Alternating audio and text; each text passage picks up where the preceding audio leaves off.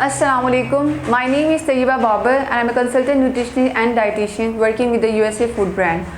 आज हम बहुत इंपॉर्टेंट टॉपिक के ऊपर बात कर रहे हैं, ना सिर्फ इंपॉर्टेंट बल्कि इंफॉर्मेशनल टॉपिक है उन तमाम लोगों के लिए जो कि कहते हैं कि भाई हमारे अंदर कॉन्स्टिपेशन के जो कॉजेज़ हैं वो बहुत ज़्यादा होना शुरू हो गए हैं। तो कब्ज़ के अगर आप शिकार हैं, कब्ज़ की आपको शिकायत रहती है, तो ये वीडियो बहुत ज़्यादा इंपॉर्टेंट साबित होने लगी आपके लिए। तो इलाज मालजा के इस प्लेटफॉर्म से आज हम बात करेंगे कॉन्स्टिपेशन के ऊपर, तो आपने एंड तक हमारी जो वीडियो है उसको ज़रूर देखना है। इलाज मुआलजा के यूट्यूब चैनल को सब्सक्राइब करें और बेल के आइकन को प्रेस करें।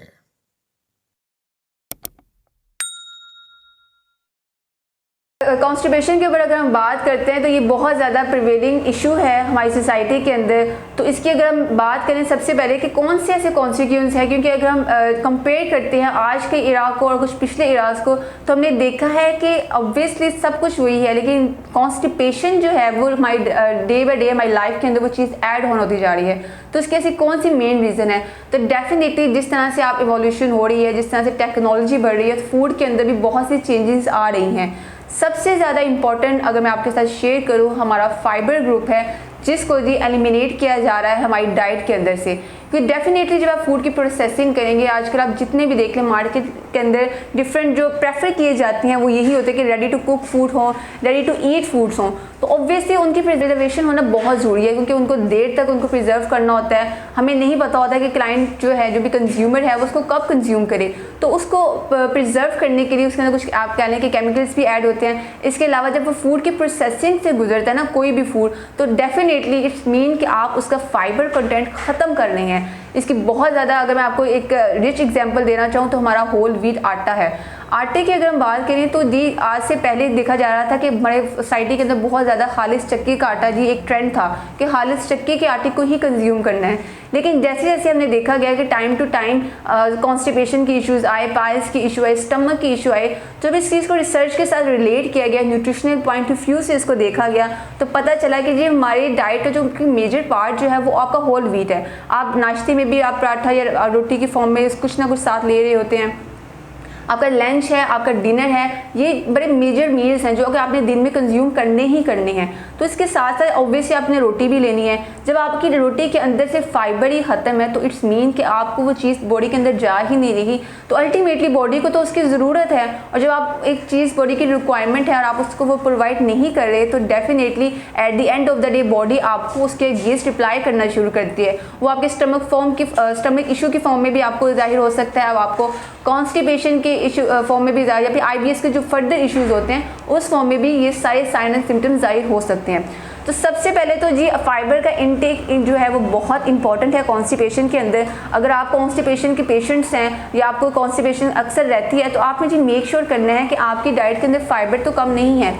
अब फाइबर की अगर एज ए न्यूट्रिशनिस्ट मैं आपको फूड रिकमेंड करूँ कि कौन से फूड्स हैं जो कि फाइबर का इंटेक को मेक श्योर करते हैं और आप अपनी डाइट के अंदर ऐड करें, तो डेफिनेटली आप इस चीज़ को ओवरकम कर सकते हैं। तो उसके लिए जी सबसे पहले तो आपकी होल व्हीट में आपके पास बहुत ज़्यादा चॉइसेस है। इसमें ना सिर्फ आपके पास आटे हैं, आपके पास होल व्हीट आटा है, आपके पास मल्टीग्रेन आटा है जो बहुत ज़्यादा अच्छी चॉइस है। मल्टीग्रेन आटे के ऊपर अगर मैं छोटी सी आपको एक इंट्रोडक्शन देती चलूँ तो इट्स आप कह रहे हैं कॉम्बिनेशन ऑफ डिफरेंट वीट्स। इसके अंदर आप कह रहे हैं कि आपकी वीट भी होती है, आपका मिलेट भी है, आपका बार्ले भी है, आपका कॉर्न भी है। आप डिफरेंट जो आपकी गंदम के अज्जा है उनको मिला के एक आटा बनाया गया है जिसका नाम है मल्टीग्रेन आटा। तो ये अगर आप अपनी डाइट के अंदर ऐड कर सकते हो तो ये बहुत ज़्यादा अच्छा सोर्स है फाइबर का, क्योंकि होल व्हीट की मैंने बात की, वैसे ही बहुत ज़्यादा अच्छा सोर्स है फाइबर का। लेकिन जब आप कॉम्बिनेशन में लेंगे तो कॉम्बिनेशन में वो चीज़ ज़्यादा और ज़्यादा आपको बेनिफिशियल होगी, क्योंकि इसके अंदर फाइबर इंटेक ज़्यादा हो जाएगा, क्योंकि हर चीज़ अपनी तरफ से आपको फाइबर दे रही है। होल व्हीट भी फाइबर दे रहा है, मिलेट भी फाइबर दे रहा है, आपका जो कॉर्न है वो भी फाइबर दे रहा है। तो जब चीज़ों को मिला के आप लेंगे तो डेफिनेटली आपके जो फाइबर कॉन्टैक्ट है वो ज़्यादा हो जाएगा। तो एक तो मल्टीग्रेन आटा या होल व्हीट आटे को इंट्रोड्यूस करवाएं अपनी डाइट के अंदर। इसके अलावा अगर मैं बात करती हूँ आपके जितने भी फ्रूट्स और वेजिटेबल्स, आपने कोशिश करनी है आपने इनको छिलके समेत खाना है, क्योंकि छिलके आपका जो डाइटरी आप बहुत ज़्यादा एक यहाँ पे जो मिस्टेक कर रहे होते हैं हम लोग, वो ये कि कोई भी हमें फ्रूट खाना है तो हम लोग उसके जो छिलका है वो हम उतार देते हैं, उसके बाद हम उसको कंज्यूम करना पसंद करते हैं, जबकि वो जो फाइबर है वो छिलके के अंदर ही है। तो जब आपने फाइबर कंटेंट को उतार के फेंक दिया उसके बाद आप खा रहे हैं, नो डाउट बहुत से न्यूट्रिशनल वैल्यू होंगे जो कि आपको मिल रही होंगी इस फ्रूट से, लेकिन फाइबर आपने ख़त्म कर दिया। तो फाइबर को जी आपने मेक श्योर करने के लिए फ्रूट्स या वेजिटेबल जो भी आप सैलेड के फॉर्म में ले रही है या वैसे रॉ में कंज्यूम करने, तो अच्छे से वॉश करने के बाद छिलके समेत आपने जी उनको लेना है। इसके अलावा अगर मैं लंच या डिनर में बात करती हूँ तो हमारे जितने भी पल्सेस हैं, बीन्स हैं, चने हैं, इनका जो आपने कॉम्बिनेशन में आप इनको ले सकते हैं क्योंकि इनके अंदर फाइबर बहुत ज़्यादा रिच अमाउंट में प्रेजेंट है। और ऑब्वियसली जब आपकी बॉडी के अंदर फाइबर प्रेजेंट है तो आपका स्टमक उस चीज़ को अच्छी तरह से रिस्पॉन्स करेगा। मीन्स कि फाइबर बेसिकली क्या है, आपकी जो बॉडी के अंदर एक हेल्दी आप कह लें कि प्रीबायोटिक्स आप बैक्टीरिया होते हैं जिनको बॉडी के अंदर होना बहुत इंपॉर्टेंट है, जो कि आपके इम्यून सिस्टम को मेंटेन किए हुए हैं, उनकी जो खुराक है वो फाइबर है। और अगर आप उन अच्छे बैक्टीरिया को, जिसको हम फ्रेंडली बैक्टीरिया या गुड बैक्टीरिया कहते हैं, उनको आप उनकी खुराक नहीं दे रहे तो इट्स मीन आपके अंदर से वो जो बैक्टीरिया हैं, जो बेनिफिशियल बैक्टीरिया हैं, वो ख़त्म हो रहे हैं। और जब वो ख़त्म हो रहे हैं तो इट्स मीन कि आपकी बॉडी ज़्यादा ससेप्टेबल है टुवर्ड डिजीज़, डिफरेंट डिजीज़ के चांसेस ज़्यादा होंगे क्योंकि अब आपका इम्यून सिस्टम वीक हो गया है। और इम्यून सिस्टम जब वीक हो जाएगा तो आप कोई भी जो डिजीज़ है वो आसानी से आपकी तरफ अटैक कर सकती है। तो इस चीज़ को मेक श्योर करने के लिए ज़रूरी है कि जो गुड बैक्टीरिया हैं उनकी अच्छी अमाउंट जो हमारे स्मॉल इंटेस्टाइन के अंदर होती है वो होना बहुत ज़्यादा इंपॉर्टेंट है।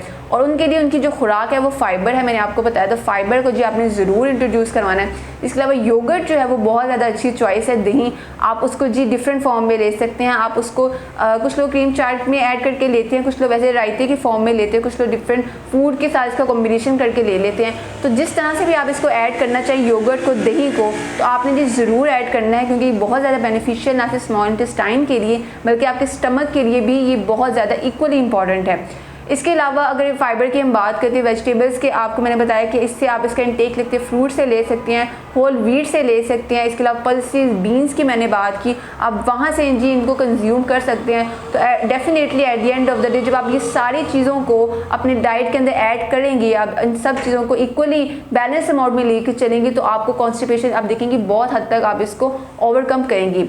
ड्राई फ्रूट्स में अगर कोई एक आप कह रहे हैं कि अब चूँकि सीज़न आ रहा है ड्राई फ्रूट्स का, तो जो सबसे ज़्यादा एक अच्छा सोर्स आपकी कॉन्स्टिपेशन के लिए समझा जाता है दैट इज़ फिग्स।